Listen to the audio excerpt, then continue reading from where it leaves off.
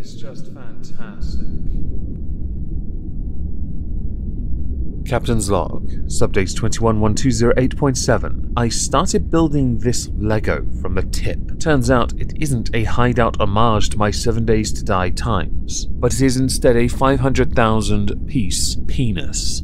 I knew I should have started at the base. Welcome everyone to the exhibition of stupid people. Today we're going to start with Insulate Britain. Yes, we've mentioned them a few times. If you don't know who they are by now, an offshot of Extinction Rebellion. They're the ones gluing themselves to the roads and really testing natural selection. Now, it's not them we're actually going to talk about too much. It's going to be an article by The Guardian. Jailed for 51 weeks for protesting, Britain is becoming a police state by stealth. The reason why is because the UK government has introduced certain policies. This comes from the Home Secretary, who added 18 pages into a bill that then passed through the Commons, got through a second reading in the House of Commons. The new amendments are measures that would ban protesters from attaching themselves to another person or an object or to land. Not only would they make locking on, a crucial tool of protest the world over, illegal, but they are so loosely drafted that they could apply to anyone holding onto anything on pain of up to 51 weeks imprisonment. Images they use in the article are Insulate Britain, so naturally you're all thinking, so this must surely then just include those stupid enough to superglue themselves to a road. Because of how nebulous it's written, actually no. It could apply to almost any form of protest, which I think we can all admit here is a tad alarming. So it would in fact become a criminal offence to obstruct in any way major transport works from being carried out, again with a maximum sentence of 51 weeks. This particular add-on is being thought of as a way of stopping those protesting against road building and airport expansion. I thought it was because of essential workers being deprived and denied the ability to go to work, because apparently it's their fault for doing their job, and not the fault of the oiks who are in the way, or glued to the very road they are supposed to be working on.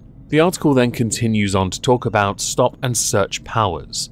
In London, Sadiq Khan banned this because it disproportionately affected ethnic minorities, which then led to crime increasing exponentially, more notably knife crime. It is believed or inferred by the writer of the article that this would then also prevent people who are black and brown, yes that's what it says in the article, from protesting because they would then be more likely to be stopped and searched. But the one thing that's actually the most alarming of this is that the amendments contain new powers to ban named people from protesting. So you can in fact be banned if you have previously committed protest-related offences. I can smell a word, and the word is draconian. I can't be the only one. So while we're in the ballpark of law enforcement being involved or having too many powers or not enough powers and blah blah blah, Nick Adderley of the Northamptonshire Police has issued a warning over recruitment. The police force has an apprenticeship scheme, which gives recruits a degree, provided in return they meet certain criteria. What is happening is, young police recruits are quitting within weeks because they are put off by the violence and pressures of frontline duties, which would include the dreaded working weekends and nights. So these same people that are taking on this apprenticeship scheme are not earning their degree at the end because they're dropping out within 8 weeks. The current Prime Minister Boris Johnson has a manifesto commitment for an extra 20,000 officers by 2023. The dropout rate, which is considerably high at present, is considered one of the highest risks of undermining this. So what does the apprenticeship involve? In Year 1, training and mentoring to allow recruits to gain independent patrol status by the end of Year 1, which means they are technically qualified to go on patrol alone. In Year 2, extra training in 5 areas: response policing, community policing, policing the roads, information and intelligence, and conducting investigations.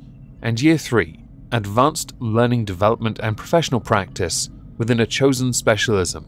Candidates will then take a final assessment. Which year do they learn to thwack you with a stick? That's the one I want. Nothing else matters, just the stick. There is fears at present when it comes to the police force, and this also in turn risks undermining that 20,000 extra police officers, quota, criteria, blah blah, and that is that the police force is being turned into an all-graduate profession.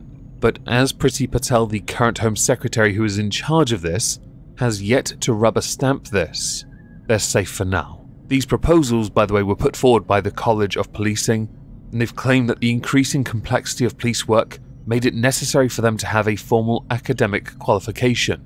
Can you imagine being the one guy with a PhD in policing? You'd probably work in McDonald's too. So there is this weird beauty standard when it comes to mainstream media, and I find it quite perplexing. I find it perplexing because people are being championed as looking age-defying, when they're clearly in their late 50s, 60s, 70s, and so on. Many people take extreme measures to look younger. Last week I pointed at Madonna and said, yeah, you didn't look like that when you were younger. It is horrendous, the effort you go to try and avoid an inevitable fact about life. All humans age. So I guess this week we can insert the Daily Mail. She simply does not age. Demi Moore displays her age-defying look. When I first saw this, my first thought was, I didn't realize she was a Canadian character from South Park.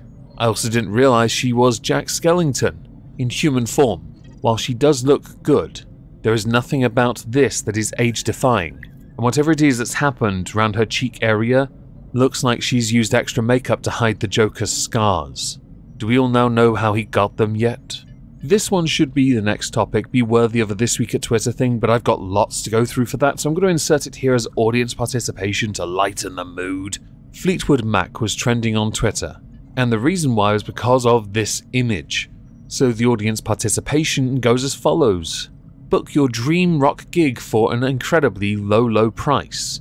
For me, and this might seem a tad dull, I have to go with Foo Fighters, because I don't know who Elo or Hart are, and I grew up on Malt Loaf, and I don't like Malt Loaf. I would then go with Status Quo because they're rocking all over the world, and they still haven't found a fourth chord, like Green Day. And finally, I would choose AC/DC. So next we're going to go to something that was seen on Twitter, but originated from TikTok with an article elsewhere. A history TikToker's viral claim that ancient Rome didn't exist is getting backlash from academics. The TikToker in question has made a series of videos saying that ancient Rome wasn't real and compared the empire to Disney. The TikToker in question is called Momlennial, or a ripoff of a ripoff of a ripoff of Helena Bonham Carter's Little Light Helena Bonham Carter. Her bio claims that she has a bachelor's degree in anthropology and history. On November the 16th, she said that Rome didn't exist and was a figment of the Spanish Inquisition's imagination, along with claiming there isn't a single extant Roman document or primary document, despite the reported existence of Roman documents and tablets with Latin written on them. Now, because people have run with this as if she's somehow stupid, people have overlooked the fact that she could be a troll. Many people in the comments saying exactly that. Maxwell T. Paul, an ancient and classical studies professor at Earlham College in Indiana, spoke out against one of these TikTokers' false claims, calling it a conspiracy theory and that the document is clearly written in Latin. The document in question, authorized by the Roman poet Gaius Cornelius Gallus, and is the oldest surviving piece of Latin poetry. In a later post, she claimed that Hadrian's Wall, a Roman defensive military wall, cannot be proven to be of Roman construction, falsely saying it is not a wall, but a road. Are you starting to see why this looks like a troll? Or somebody that requires some form of soothing medicament for the insanity spewing from the brain? Let's move on. In October 2020, Nicholas Mitchell of Dover, New Hampshire, was spotted on CCTV fiddling with pizza dough. What was he doing? He was putting razor blades and screws into it. He didn't just do it in New Hampshire, by the way, he did it in Maine as well. The reason he was doing it, though, as he claimed while apologizing for those who did buy it, was because he was fired by that pizza company and did not want to hurt anyone but them. As a consequence for this, he was sentenced to 4 years, 9 months in federal prison, along with having to pay $230,000 in restitution to Hannaford supermarkets. 3 customers bought that product before the police got involved. If someone had served that to another person and they put that in their mouth, it could have done irreparable damage. Maybe that's how Demi Moore got those scars on her face. Should she be suing for restitution as well? Or is she just going to get a slice of that like a pizza? Interestingly, the maximum sentence for product tampering is 10 years, and because he agreed not to appeal the sentence, he will serve that sentence only. So next I want to talk about the WWE. I don't really watch the product anymore. I really have just moved on. Mostly because they really don't know what to do with talent. Everything is essentially a highly produced pantomime. Every spot choreographed and scripted to perfection. It is less about putting on a show and more about putting on a show that everyone else decided is how the show is going to look. Recently it came to light that to make things look a bit more spectacular and full, the WWE use seat fillers. So when there is a spot going on and someone is not in that seat, when the camera is on it, they will have people they have paid go and sit in that spot until someone returns to their seat. I saw this on WrestleMania, so I'm just going to play a brief clip, and I'm going to link it down below as well. You're booing. Somebody who hopefully paid a lot of money for the seat you're sitting in comes back and is very confused as to why you are sitting there.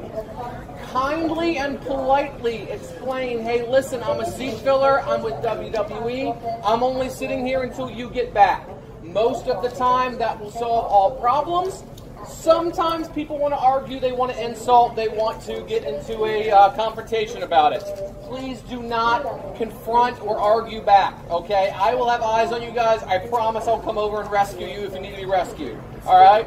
I might move you guys one time. I might move you 50 times. I am giving you a heads up. This can go on the list of reasons why I kind of fell out of love with WWE, because they really don't know how to promote an individual. They don't know how to promote wrestlers. Hell, they don't know how to write stories anymore.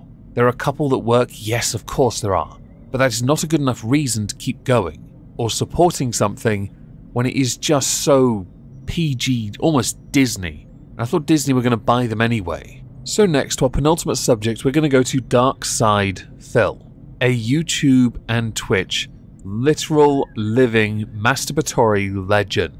If you don't know who he is, that reference should have been enough. He has recently gotten some criticism, and the reason why is for a clip from his streams that I'm just going to play. Tomorrow night is Monday night, and Monday night we're doing Halo Infinite. Now, I do have something important to say, something very important to say about Halo Infinite. So listen up, everyone. If you're interested in Halo Infinite or you're wondering what's going on with Halo Infinite, I have something very important to cover right now. I'm having a lot of fun with Halo Infinite multiplayer. Actually, I've been playing it about twice a week, and I've actually been doing a lot of great gameplay. I'm kicking ass. I'm getting kill streaks. I'm learning how to use the new weapons. I'm usually at the top of the leaderboards, but I've actually been doing pretty good. I would compare this to last year when I was playing Call of Duty Black Ops Cold War. It was kind of the same thing. I was doing well. I was doing really good performance. People like to see me play it once or twice a week. It was an ongoing thing that people enjoy, right? Attendance on the Halo Infinite streams has been good. I'm getting like 300 viewers on a late night stream. That's rare that I would even get that much for a late night stream, okay? But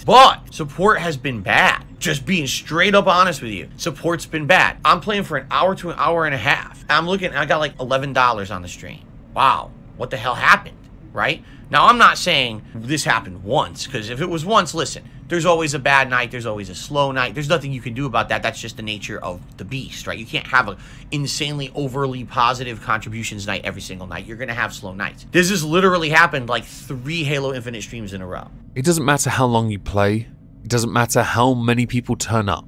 You should just be grateful they're even there. If you promote yourself in such an entitled way, people are not going to want to give you money. They're going to want to turn off. By the way, I'll be streaming on Friday. Come by! You don't have to throw bits at me or money, but you can smash the follow. It is 100% free. People have been doing this kind of entitled act for years, and I get it with Phil especially. He's been hit hard. Partner program or the affiliate program, I know he had that taken away from him. Things aren't as easy as they once were. But just because you're doing well doesn't mean you should be rewarded for it. You need to be entertaining and have the right audience that want to financially support you. To the final subject, we're going to go to Mr. Beast. Many of you will have undoubtedly seen that he spent a lot of money rebuilding a Squid Games set. The set itself for this particular Squid Games cost millions to make, with 456 people competing for $456,000 as well as what's already been spent. In one day it got 42 million views. By the way, at this time of year, that's a lot of money. Has he made back what he put in? I'm not sure. but he certainly made a lot of money. Vice were not best impressed with this. Mr. Beast's Squid Game ripoff is exactly the kind of video YouTube rewards. It is a reductive ripoff of the original, and not a triumph for the creator economy. It's a well-produced facsimile of the show, but it's also bizarre to watch Mr. Beast and former YouTube executives celebrate its popularity as a huge success for so-called creators. It is well known that Squid Games took over 10 years to actually be produced, with the creator writing the series 12 years ago. There is no shortage of people who make original art and put it online, but the internet is dominated instead by people who can take advantage of existing properties and fan bases. This is a problem on YouTube where the people film themselves literally reacting to things, or laughing at other people's memes and making a lot of money off it. This video is no different from those. It owes a debt to Hwang's show, in every respect. Despite being original content from a popular creator, it's nothing more than a sad retread of someone else's work. There's also an ad spot for mobile game Brawl Stars in the middle of the video, meaning that Mr. Beast will also profit from the fruits of Hwang's creative labor. You do realize by extension though he's also promoting Squid Games, meaning people are going to look it up if they haven't already seen it, and watch it because of him. It's almost mutual. Everyone's a winner, right? Maybe? What do I know? Anyway, as we're done, I'd like to know what you think, so please do let me know in the comments down below, along with smashing the like and sharing the video, because they're free, and I'm not going to beg you for money. Give me your money. There will be no stream tonight, as I'm away at Ailstorm. If I don't see you on Friday, have a fantastic day, and thank you very much for listening.